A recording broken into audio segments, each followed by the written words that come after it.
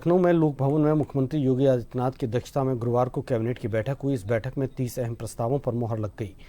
कई विभागों के महत्वपूर्ण प्रस्तावों को हरी झंडी मिली। बैठक के बाद मंत्री नंदी ने मीडिया को फैसलों की जानकारी देते हुए बताया कि लखनऊ आगरा एक्सप्रेसवे और पूर्वांचल एक्सप्रेसवे को जोड़ने वाले लखनऊ लिंक एक्सप्रेसवे के निर्माण का प्रस्ताव और बुंदेलखंड औद्योगिक विकास प्राधिकरण नियमावली का प्रस्ताव भी पास हो गया है। इसके अलावा कैबिनेट में JPNIC सेंटर को चलाने के लिए लखनऊ विकास प्राधिकरण को अधिकृत किया गया। राज्य के वित्त मंत्री सुरेश खन्ना का कहना है कि ये फैसले राज्य के रोजगार, औद्योगिक विकास और बुनियादी ढांचे को नई दिशा देंगे। यूपी कैबिनेट मीटिंग में हुए फैसलों के बारे में जानते हुए यूपी कैबिनेट ने श्रम विभाग के 2 प्रस्तावों को मंजूरी देते हुए यूपी रोजगार मिशन के गठन को हरी झंडी दिखाई। इस मिशन के तहत 1 वर्ष में 25,000 लोगों को विदेशों में रोजगार और 1 लाख लोगों को देश के अंदर रोजगार के मौके दिए जाएंगे।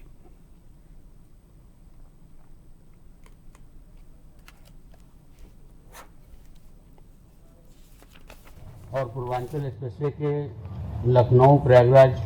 NH3, NH30 तथा लखनऊ कानपुर NH27 आपस में जुड़ जाने से आगरा, लखनऊ, कानपुर, प्रयागराज, वाराणसी, गाजीपुर के आवागमन को सुगम बनाए जाने हेतु लखनऊ महानगर को जाम से नो एंट्री जैसी समस्याओं से निजात के लिए 50 किलोमीटर लगभग 50 किलोमीटर 49.96 6 लेन का, जिसको बाद में 8 लेन का किया जा सकेगा, आगरा लखनऊ एक्सप्रेसवे को भलिया ग्राम चयनित 294 से पूर्वांचल एक्सप्रेसवे के वे पाहनसा ग्राम चयनित 6 तक लिंक एक्सप्रेसवे बनाने की मंजूरी माननीय मंत्रिपरिषद द्वारा दी गई है, जिस पर 4,776 करोड़ रुपए का व्यय अनुमानित है। जो हमारी बुंदेलखंड विकास हेतु नोएडा की तर्ज पर एक नए इंडस्ट्रियल टाउनशिप को विकसित किए जाने के लिए बुंदेलखंड औद्योगिक विकास प्राधिकरण बीडा का गठन किया गया है। औद्योगिक, वाणिज्यिक, आवासीय उद्देश्य हेतु भूखंड विकसित आदि किए जाने एवं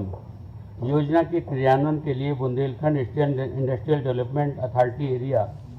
preparation and finalisation of plan regulation 2025 बनाया जाना आवश्यक है। बुंदेलखंड औद्योगिक विकास प्राधिकरण बीडा को विकसित किए जाने हेतु अधिसूचित सम्मिलित 35 ग्राम की अतिरिक्त भूमि में थोड़ा सा संशोधन था, जिसमें थोड़ी सी जमीन रह गई थी, उसको फिर से उसको ठीक किया गया। श्रद्धेय खन्ना जी ने आपको ये अवगत कराया कि श्रम और सेवा योजन विभाग की तरफ से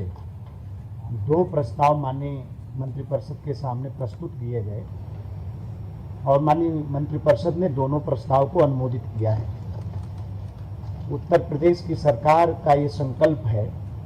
कि हर हाथ को काम मिले। मेरा सेवा योजन विभाग, आप सब लोग अवगत हैं कि आपसे पहले हमारे जो अभ्यर्थी होते थे और जो सेवा योजक होते थे, उनके बीच में हम पुल का काम करते थे। दोनों को आमने सामने बिठाते थे, रोजगार मेला आयोजित करते थे, उसके माध्यम से हम सेवा योजित करते थे अपने बेरोजगार को। सेवा योजन विभाग ने जो आज उत्तर प्रदेश रोजगार मिशन के गठन का जो प्रस्ताव माननीय मंत्रिपरिषद के सामने रखा है, गठन होने के बाद मिशन का देश के अंदर भी और देश के बाहर भी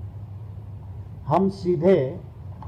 स्वयं के माध्यम से अपने बेरोजगारों को हम रोजगार दिलवा सकेंगे, उनको सेवा योजित करा सकेंगे। हमारे जो महिला वर्कर हैं,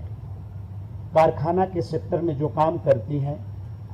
आप सब लोग अवगत हैं कि देश के अंदर 29 प्रकार के जो खतरनाक कारखाने हैं, वहाँ महिलाओं के काम करने पर प्रतिबंध था। जो थोड़ा कम खतरनाक है, ऐसे 12 प्रकार के कारखानों में काम करने की स्वतंत्रता थोड़ा दिन पहले मिली थी और पिछले दिसंबर में हमने 4 प्रकार के कारखानों में काम करने के लिए प्रतिबंध भी उत्तर प्रदेश की सरकार ने हटाया था। लेकिन आज तकनीकी का विस्तार हुआ है और महिला सशक्तिकरण के लक्ष्य के साथ उत्तर प्रदेश की सरकार काम कर रही है। सूक्ष्म और लघु मध्यम उद्योग, प्रस्ताव नंबर 6, सूक्ष्म लघु एवं मध्यम उद्यम विभाग। सरकारी विभागों एवं शासकीय नियंत्रणाधीन उपक्रमों, निगमों, प्राधिकरणों, परिषदों, स्वायत्तशासी संस्थाओं द्वारा उत्तर प्रदेश राज्य हथकरघा निगम लिमिटेड, यूपीका उत्तर प्रदेश खाद्य एवं ग्रामोद्योग बोर्ड के माध्यम से उनके द्वारा वित्त पोषित एवं प्रमाणित संस्थाएं भी श्री गांधी आश्रम तथा उत्तर प्रदेश हस्तशिल्प विकास एवं विपणन निगम, पूर्ववर्ती उत्तर प्रदेश निर्यात निगम के माध्यम से लघु एवं कुटीर तथा हथकरघा इकाइयों द्वारा उत्पादित वस्तुओं की क्रय अनिवार्यता के संबंध में, जो उत्तर प्रदेश पूर्व सैनिक कल्याण निगम लिमिटेड से पूर्व सैनिकों एवं होमगार्ड्स की सेवाएं जेम पोर्टल से इतर सीधे लिए जाने के संबंध में है। अभी तक हम जानते हैं कि हमने एमएसएमई का ही एक शासनादेश था, नियमावली भी थी उस संबंध में कि उसके द्वारा हम जेम पोर्टल से मैन पावर को इंगेज करते थे। जेम पोर्टल से अब इतर हम सीधे सीधे एक्स मिलिट्री मैन को भी इसमें इंगेज करने के लिए हमको आज मंत्रिपरिषद के द्वारा इसमें सहमति दे दी गई है। अयोध्या एवं समीपवर्ती संवेदनशील प्रतिष्ठानों की सुरक्षा व्यवस्था के दृष्टिगत अयोध्या में एनएसजी एवं हब की स्थापना हेतु गाटा संख्या 17 एवं 22, क्षेत्रफल 8 एकड़ भूमि स्थित छावनी गौरा बारिक कैंटोनमेंट क्षेत्र अयोध्या, जो जमीन है वो कैंटोनमेंट अयोध्या क्षेत्र में स्थित है, लेकिन है नजूल की जमीन,